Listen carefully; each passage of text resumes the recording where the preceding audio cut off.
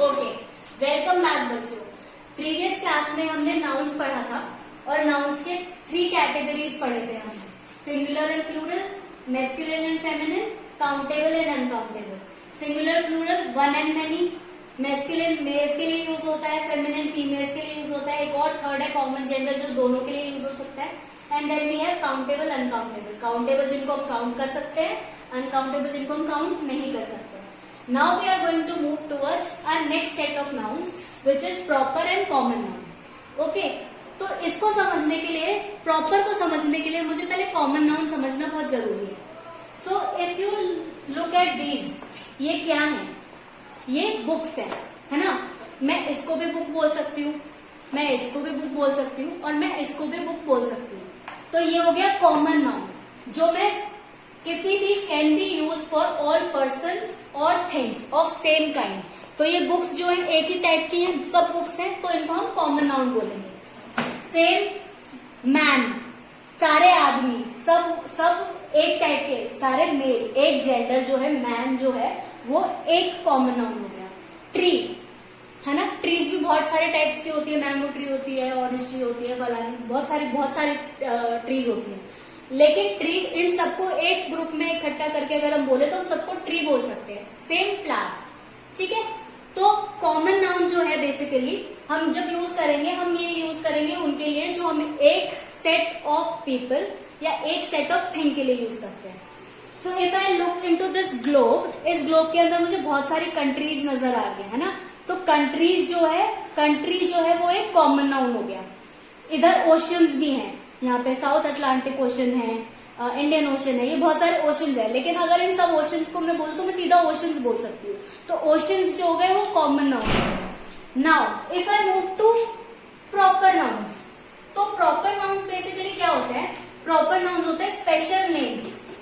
अभी अब तक तो हमने एक कॉमन, सबको एक ही नाम दे दिया, चाहे कोई भी कंट्री हो, हमने बोल दिया भाई कंट्री है, हमने ये नहीं बोला कि कौन सी कंट्री है। लेकिन मैं जब किसी चीज को एक स्पेशल नाम दे देती हूँ तो वो प्रॉपर नाउन बन जाता है। तो वो कोई पर्सन भी हो सकता है, प्लेस भी हो सकता है या थिंग भी हो सकता है। तो अगर मैं बात करूं गर्ल्स या फीमेल, गर्ल और फीमेल जो वो कॉमन नाउन हुआ। लेकिन अगर उसमें से मैं खुशबू, मैं एक ग्रुप ऑफ गर्ल्स में से मैं खुशबू अपने आप को बाहर निकालती हूँ तो मैं एक प्रॉपर नाउन हूँ, क्योंकि यू कैन सी मी, मैं अकेली खुशबू हूँ। मेरे नाम की और खुशबू हो सकती है लेकिन मेरे यूनिक ट्रेट्स सिर्फ मुझ में है, मैं यूनिक हूँ, मैं स्पेशल हूँ। दिल्ली, बहुत सारी सिटीज हैं लेकिन दिल्ली यूनिक है, दिल्ली स्पेशल है, स्पेशल नेम है इस पर्टिकुलर जगह के लिए। इंडिया, हिमालयाज, गंगा, ताज। तो अगर मैं इन बुक्स की बात करूं, इस बुक में से सिर्फ अगर मैं ये बुक निकालूं और मैं इसको देखूं, इसका नाम है एक्सप्लोर मैथमेटिक्स, तो ये जो है, और फोर्थ ग्रेड के लिए एक्सप्लोर मैथमेटिक्स, ये आपका हो गया प्रॉपर नाउन। अकेली बुक, इसका स्पेशल नाम है, ये यूनिक है। लेकिन ये सारे इकट्ठे मिलके इन सबका एक कॉमन नाउन, कॉमन नाम जो है वो बुक्स है। When I look into the globe, here you can see India. तो इंडिया जो है इतनी सारी कंट्रीज में स्पेशल है, इस पर्टिकुलर प्लेस का नाम दिया गया है इंडिया। ये स्पेशल है, यूनिक है, इसलिए ये एक प्रॉपर नाउन है। ओके, तो चलो कुछ रूल्स देखते हैं कि कैसे प्रॉपर नाउन बनते हैं। तो हमें ये ध्यान रखना है कि अगर किसी भी town, city, country, building, mountain, river, ocean, days of the week, months of the year, titles of books, films and plays हैं, प्रॉपर नाम है, तो वो प्रॉपर नाउन है। प्रॉपर नाम मतलब प्रॉपर नाउन। तो किसी बुक का नाम अगर हम देखें, रामायण, रामायण एक प्रॉपर नाउन है, लेकिन बुक जो है कॉमन नाउन है। कुछ होता है, मूवी का नाम है, ये प्रॉपर नाउन है, लेकिन मूवीज कॉमन नाउन है। संडे, दिन का नाम पर्टिकुलर, वो संडे यूनिक है, स्पेशल है, बाकी दिन संडे नहीं होते, है ना, तो संडे प्रॉपर नाउन है। और बाकी जो दिन सारे इकट्ठे करके बोले जाएंगे डेज ऑफ द वीक, वो कॉमन नाउन है। So now we are moving towards collective nouns. अब कलेक्टिव नाउन्स क्या होता है? कलेक्टिव का मतलब होता है कलेक्शन ऑफ पर्सन्स और थिंग्स, मतलब काउंटिंग टुगेदर, एडिंग टुगेदर, सबका टोटल, ग्रुप, समूह, ग्रुप। तो जब भी किसी भी चीज का ग्रुप होता है तो उसको कलेक्टिव नाउन के अंदर वो आ जाते हैं।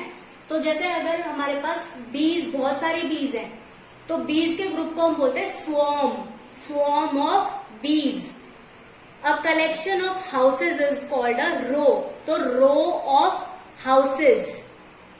बहुत सारे bunch of grapes, गुच्छा, अंगूरों का गुच्छा, चाबियों का गुच्छा, bunch of keys. Library of books, बहुत सारी बुक्स की कलेक्शन को लाइब्रेरी बोलते हैं. आपने स्कूल में भी देखी होगी लाइब्रेरीज होती हैं, तो collection of books are called libraries. So I am going to read a few collective nouns. What are they called? किसी भी पर्सन या थिंग के ग्रुप को कलेक्शन बोलते हैं और उस कलेक्शन से हमारा कलेक्टिव नाउन बनता है. सो अ क्राउड ऑफ पीपल, लोगों के समूह को क्राउड बोलते हैं.